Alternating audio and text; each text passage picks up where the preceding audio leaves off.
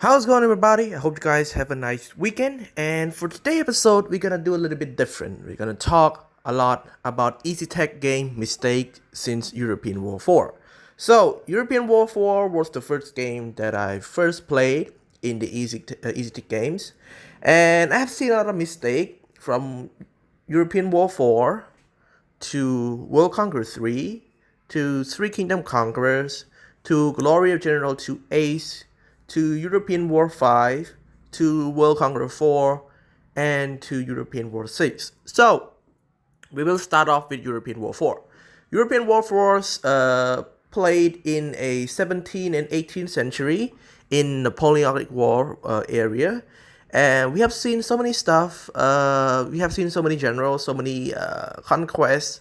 So I'm gonna talk about the mistake. I'm not gonna talk about the thing that they did great. Okay, I'm gonna trash Easytech today. Okay, so I'm gonna trash Easytech with all that mistake. I don't care about what they did. Okay, I don't care. I'm gonna trash them today. Since it's Monday, it's early. It's good to trash Easytech. Okay, so the first thing I'm gonna trash about is the map. Yes, the map. The map is really bad. So, Easytech kind of made European War 4 map a little bit, incorrect. That the first thing, they never make a correct map first. Second thing is that the map is a little bit, kind of ish. It has so many terrain. It has so many, river or like that cut into the land, which makes it a little bit hard. And with their bad mechanism with general general speed, the marching speed is a little bit bad. That makes the gaming really hard. And mostly the mechanics of moving troops, that's also bad as well, because the mechanics kind of really slow. For example, like an artillery can only move like a one range heavy artillery. If you put a general onto it, it can move at least 4 or 5, depends on the general speed. And if you are moving a infantry, it's also depends as well. Some infantry allows you to move across the mountain. For example, the rifleman. And if you're using a grenadier or a line infantry, that's gonna be really hard. That's not gonna be easy crossing the mountain. That's the problem in European War 4. And more importantly, European War 4 kind of shit on the system of princess. I remember having my princess video, but I deleted it already. It was copyright. It wasn't copyrighted, but I just want to delete it so that I don't feel like, oh, I have been exploiting Easytech since 2014. No, not 2014. Like 20, I think 2013 or 2012. Back then, I had my first video back then. No, it's 2014. Yes, 2014. Sorry, it's 2014. And yeah, so the bad system of princess, you have the Austrian, you have the Chinese, the Japanese, American, British, French, Russians, Germans, no Prussians, sorry, Prussians. Yeah, so many of them, and it's really bad that they managed to put it through. And for most player, I don't think everybody can do that. I mean, people can do it if their achievement is to do just to get the queen, the princess. It's not that easy and it's not that hard as well. It's just in the middle, but it requires quite a lot of time, trust me. The princess thing is really, it doesn't really good as well, it doesn't really make sense. And we're moving on. After European War 4, we are moving on to World Conqueror 3. So World Conqueror 3 was a major success for Easytech. Major success. A platform that resumes in World War II. A very amazing time. Many people enjoy it. Even their video, their official intro video got like 2 million views. Damn, that's the most interesting. 2 million views, you guys can imagine, right? Since 2013. World Conqueror 3 has been a major hit since then. We have so many mods as well. But the bad thing of World Conqueror 3, first of all, the trading system, the HQ system, is not really that good. The general slot is also bad. It requires levels, and premium generals was the first introductions ever, because in European War 4 we don't have any premium general shit. Okay, everything was really good in European War 4, but now we have the premium general. I mean, yeah, it costs $20. It costs $15. It's the first ever pay to win thing. It happens in World Conqueror 3, but people manage to pass it. People ignore it. People manage to break it through. It was a amazing thing that they break it through, but it wasn't always that good, right? It wasn't always that good. Premium generals is good, but the more you use it, the more you need to upgrade. And the worst thing is that you cannot put slots. Compared to World Conqueror 4, you can put slots, but World Conqueror 3, you cannot put slots. That's the bad thing. Slots really important. You can equip many skills you can, but in World Conqueror 3, you cannot. Yeah. And one of the major problems in World Conqueror 3 is the border gore. Yeah, border gore. Yeah. You guys might have heard what I'm talking about. Border gore. So what is border gore actually? So border gore is a gore on a border. Yeah, that looks really bad. The border that is stretched by itself, and it looks really, really bad. It looks freaking ugly. Who would have lived like that in a real map? So border gore is like when you move your units into Berlin, and then later on the enemy cut you off, and then it looks really bad. It doesn't look like World Conqueror 4. World Conqueror 4, you have a code system of capturing the city, so it's pretty okay. You don't have to deal with you don't have to deal with bad terrain and stuff. It looks nice. You can use it as a Photoshop thumbnail, but in World Conqueror 3, it looks really bad. And one more thing is that the bad thing is the alien shit. The alien is worse. If you guys ever play the they call it the challenge mission. The challenge mission, they have like 3 or 4. They have the wiped out, they have the breakthrough encirclement, they have the the supplement, and the other one, which is the money. It's the worst. Trust me, those missions are the worst. You guys gonna get cancer if you guys play it. I remember playing it. I managed to pull through with generals actually. Sometimes you managed to do so, sometimes you didn't. So that's the worst thing in World Conqueror 3. And now, moving on to the Three Kingdom Conquerors. So Three Kingdom Conquerors released before World Conqueror 3. But I want to talk about the worst things in Three Kingdom Conquerors. So Three Kingdom Conquerors also a turn-based strategies with hex turns like every other Easytech games. But Three Kingdom Conquerors have something in its worst. It's the Clash of Clans system.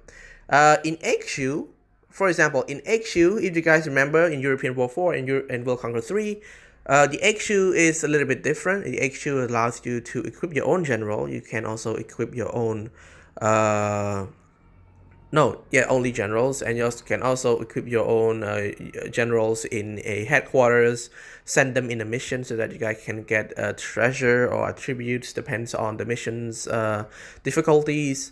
In World Conqueror 3, they provide better options. But in Three Kingdom Conqueror, it's bullshit. They give us a Clash of Clans version of that. And it receives such a very bad review that Easytech no longer support Three Kingdom Conquerors. It's on the game, actually. Despite having a good mission, Three Kingdom Conquerors sucks a lot. Especially with inventory, equipment, and also with,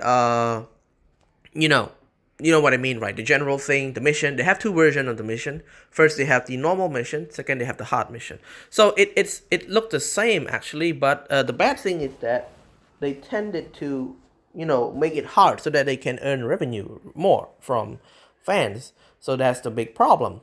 They do it all the time. They made it all the time, and it's not good. Not so many people enjoy that, and that's worse. Yeah. So, moving on from Kingdom Conquerors, we have Glory of General 2 Ace. Glory of General 2 Ace was the worst as well. Not so many people loved it. When it first came out, most people expected a lot. But it turns out to be a pay-to-win game. It's a game started in a very modern area where you have a very bad flag. You don't have a conquest. The only thing that you have is a campaign mission and a challenge mission, which is pay to win actually. And it was really bad. Trust me, nobody's loved that. You also have the multiplayer, but the multiplayer doesn't really look good at all. It's like you send your generals in and they fight for you and you win. That's it. Yeah, that's it. That's it. Glory General to Ace. Yes, that's it. And you don't have a proper general. You are using a generic general and you have to use your own medals to supply the general so that you can use its skill, its attributes. That's bullshit. No, not so many people enjoy Glory of General 2 Ace. Not even me. I remember uploading on YouTube and only 100 people watched that. That's bad. That's bad. Trust me, that's bad. That was really bad. So I decided to go back to World Conqueror 3 back then when I was doing YouTube video. I'm still doing YouTube video. Okay. It was really bad. Many people hate it. And after they made that bad Glory of General 2 Ace, they managed to get out with the European War 5. European War 5 Empires was also trash, except the campaign. The campaign was okay. The generals is a little bit bad. The graphic is shit. It's cartoonish. Not so many people liked it. And grinding using attributes also, many stuff. It's not that great. Trust me, it's annoying. It's take time. The update doesn't take fast. It's take forever. Conquest is even more shitter. You have to go through it every city just to kill one, just to kill one person and win. And it doesn't look really great. The map is also bad. It's like sending your generals into an army and then that army fights for you. You can choose to fight for yourself or you can use the auto resolve battle, which is really bad. And it was the first game that introduced diplomacy. Diplomacy was also bad as well. The diplomacy was only declare war, having peace and alliance, and yeah, that's it. That's the worst things. The princess also a bad choice in European War 5 Empires. I didn't use it much. It was worth. It wasn't worth the money actually. It was really bad. Yeah. Okay, moving on to World Conqueror 4. World Conqueror 4 was also a major hit. Most fans really hype about World Conqueror 4. They were expected so many stuff from World Conqueror 4, and so did I. I did expect it as well. And yeah, World Conqueror 4 provides a better game than World Conqueror 3, but it also has its flaw as well.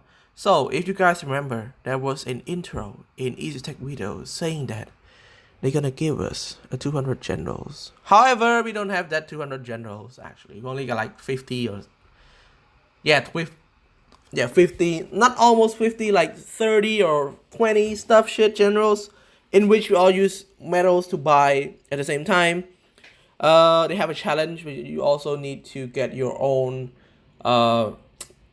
premium generals, getting a discount like 25%, 55%, and 75%, in which those generals cost around 3,000 medals. That's bullshit. And it costs a lot of money as well. And also as well, the premium general thing. Many things were added with the premium general. It wasn't that good. But World Conqueror 4 managed to, make it big. They managed to make the game and, control all the fan base. But one bad thing that they had is that they didn't make it good as World Conqueror 3 in campaigns. Campaigns in World Conqueror 3, it was really good. In the end of the Nazi Germany invasion in Russia, it was the invasion of the Nazi Germany from the west coast actually. No, from the east coast. There was Italian, Spanish, and Germany, and in the west you have Japan. But in World Conqueror 4, you only have Japan, which is really bad. It sucks. Germany should be there. Germany should be there fighting with Japan. And it sucks. And it's not really that bad. But the bad thing in World Conqueror 3 and World Conqueror 4 campaign is that they didn't add Chinese campaign. China also fought the war. China did a lot of job in Asia trying to keep Japan's out. Give credit to China for what they did. But I don't know why the developer ignores Chinese campaign. We had the 100 Regiment. We had also the Battle of Nanking, Battle of Shandong, Battle of Hong Kong, Battle of Macau, Battle of Manchuria, Outer Mongolia, Beijing, Shaanxi, so many stuff in China, but they ignored it. I don't know why they did that, but they should have added even more.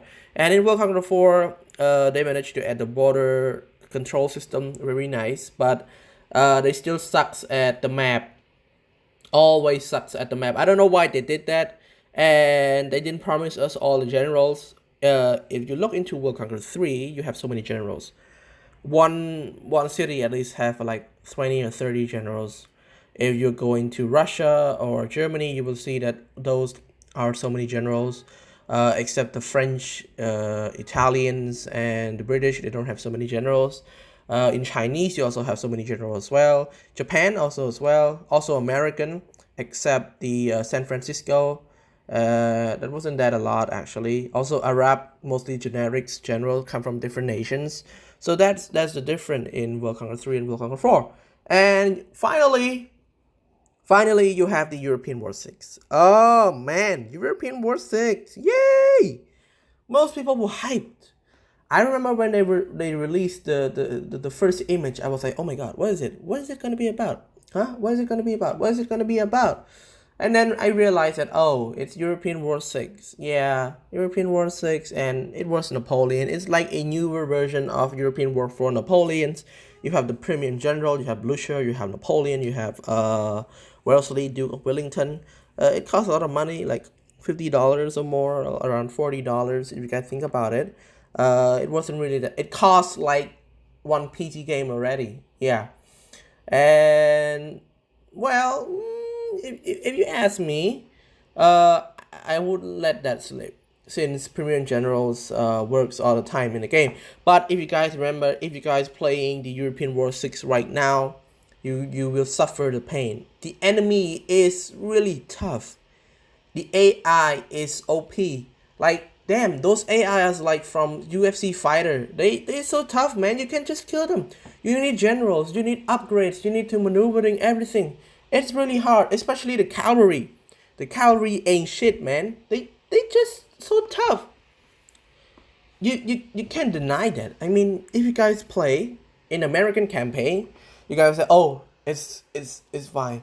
Everything is okay. I will get that. I will manage to get through. Hell no. Hell no. If you're not having a first Premium Generals or anything, you will suffer at least 7 times in that mission. And it's not really that easy. And then you move to the French campaign, and then you move to the Russian, the Ottoman, the Greek campaign, the Prussian even worse, trust me, even worse. Holy Roman Empire also worse, that you have to use so many generals to defend your city. And the bad thing about the map, the conquest is fine. I didn't say that anything about it. The bad thing is the color of the border. I don't know why they stretch out differently. I don't know what happened to Easytech mechanism. And the other problem is also the map surrounding it, the black map. Yeah, the black surrounding the map. They should have added, like at least a better look, like a wooden, picture of anything that would look really nice, rather than giving us a blank black image. That's really bad. So that's it for the all mistake from Easytech ever made in Easytech games. I hope you guys enjoyed this. Leave a like if you do. Hope you guys have a nice day. I will see you guys in the next episode. Peace.